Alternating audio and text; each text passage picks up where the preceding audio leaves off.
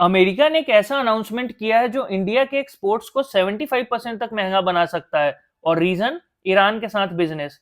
सवाल ये है, क्या ये सिर्फ धमकी है या सच में इंडिया पर बड़ा असर पड़ने वाला है। तो हेलो दोस्तों, स्वागत है आप सबका अमन गौतम के अपने यूट्यूब चैनल पे। यहाँ हम ग्लोबल और इंडियन इकोनॉमी के इंपॉर्टेंट इश्यूज को फैक्ट्स और लॉजिक्स के साथ सिंपल लैंग्वेज में समझाते हैं। आज का मार्केट कॉन्टेक्स्ट भी इसी न्यूज से डायरेक्टली जुड़ा हुआ है। कल एक दिन की रिकवरी के बाद आज मार्केट फिर से प्रेशर में आ गया। सेंसेक्स और निफ्टी दोनों ने दोबारा गिरावट दिखाई और इसका मेन रीजन था यूएस टैरिफ का डर, फॉरेन इन्वेस्टर्स का पैसा निकालना और ग्लोबल मार्केट से आने वाले मिक्स्ड सिग्नल्स। अब इस वीडियो में फिलहाल हम यूएस टैरिफ वाले पॉइंट को समझेंगे। बाकी के दो पॉइंट आप कमेंट्स में बोलोगे तो मैं नेक्स्ट वीडियो में बनाकर बता दूंगा। आज ट्रेडिंग के दौरान सेंसेक्स लगभग 600 पॉइंट तक गिर गया था, फिर थोड़ा रिकवर करके डे एंड में करीब 250 पॉइंट डाउन होकर बंद हुआ और निफ्टी भी 25,600 के आसपास तक फिसल गया था, फिर एंड में थोड़ा रिकवर करके 50 पॉइंट से ज्यादा गिरकर 25,732 पे क्लोज हुआ। अब समझने वाली बात यह है कि यूएस टैरिफ का ये डर सिर्फ हेडलाइंस तक ही लिमिटेड नहीं है, इसका असर अब सीधा मार्केट सेंटिमेंट्स पे भी दिखने लगा है। चलिए अब डिटेल्स में समझते हैं ये टैरिफ थ्रेट आया कहां से और इंडिया के लिए इसका क्या मतलब है। दोस्तों, यूएस प्रेसिडेंट डोनाल्ड ट्रंप ने कहा है कि जो भी कंट्री ईरान के साथ बिजनेस करेगी उसे अमेरिका के साथ ट्रेड करने पर 25% एक्स्ट्रा टैरिफ देना पड़ेगा। उन्होंने ये भी बोला है कि ये रूल इमीडिएटली इफेक्टिव होगा, यानी ना ही वार्निंग और ना ही ग्रेस टाइम। अब एक सेकंड के लिए टैरिफ को सिंपल एग्जांपल से समझते हैं। टैरिफ का मतलब होता है इंपोर्ट टैक्स। अब अगर इंडिया का कोई भी प्रोडक्ट अमेरिका में 100 रुपए का जाता है और उस पर 50% टैरिफ लगता है तो वो प्रोडक्ट 150 रुपए का हो जाता है। अब अगर ईरान ट्रेड के चलते 25% टैरिफ और ऐड हो जाए तो वो प्रोडक्ट 175 का हो जाएगा और जब 100 रुपए का प्रोडक्ट 175 रुपए में मिलेगा तब उसे कोई क्यों ही खरीदेगा। अब सवाल ये आता है कि इंडिया ईरान का ट्रेड कितना बड़ा है। सच ये है कि इंडिया का ट्रेड ईरान के साथ उतना भी बड़ा नहीं है। इंडिया ईरान को लगभग 1.24 बिलियन का एक्सपोर्ट करता है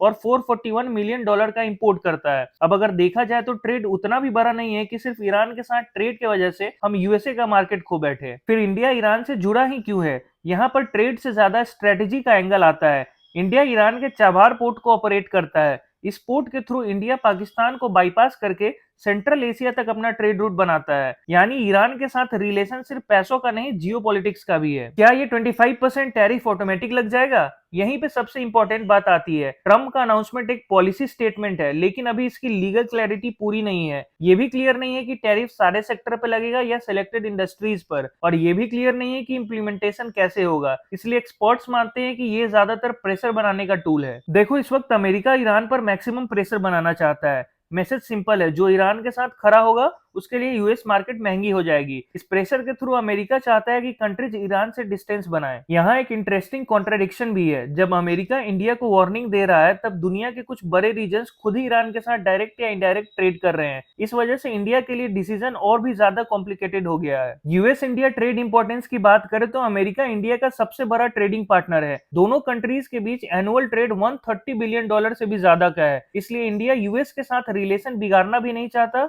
और ईरान जैसे स्ट्रेटेजिक पार्टनर को पूरी तरह छोड़ना भी नहीं चाहता। तो अब आगे क्या हो सकता है? सच ये है कि 25% टैरिफ का अनाउंसमेंट अभी भी एक वार्निंग सिग्नल है, फाइनल डिसीजन नहीं। लेकिन ये भी सच है कि पहली बार इतना क्लियर लैंग्वेज में प्रेशर का यूज किया जा रहा है। इंडिया के लिए चैलेंज ये होगा कि वो कैसे बैलेंस करे एनर्जी सिक्योरिटी, स्ट्रेटेजिक ऑटोनॉमी और यूएस के साथ ट्रेड रिलेशंस। लेकिन एक बात बिल्कुल क्लियर है, ये सिर्फ एक टैरिफ इशू नहीं है, ये जियोपॉलिटिक्स का प्रेशर गेम है जहां हर डिसीजन सिर्फ इकोनॉमिक्स से नहीं, स्ट्रेटेजी से लिया जाता है। दोस्तों, ये वीडियो सिर्फ एजुकेशनल पर्पज के लिए बनाई गई है। मैं सेबी रजिस्टर्ड एडवाइजर नहीं हूं। इन्वेस्ट करने से पहले अपनी रिसर्च जरूर करें। अगर आपको आज का एक्सप्लेनेशन क्लियर और लॉजिकल लगा हो तो वीडियो को लाइक जरूर करें, और ऐसे ही ग्लोबल इश्यूज को सिंपल लैंग्वेज में समझना चाहते हो तो चैनल को सब्सक्राइब कर लो। और कमेंट में बताना आपको क्या लगता है, इंडिया को ट्रेड में कॉम्प्रोमाइज करना चाहिए या स्ट्रेटेजिक ऑटोनॉमी पर टिके रहना चाहिए। मिलते हैं नेक्स्ट वीडियो में। Stay informed, think smart.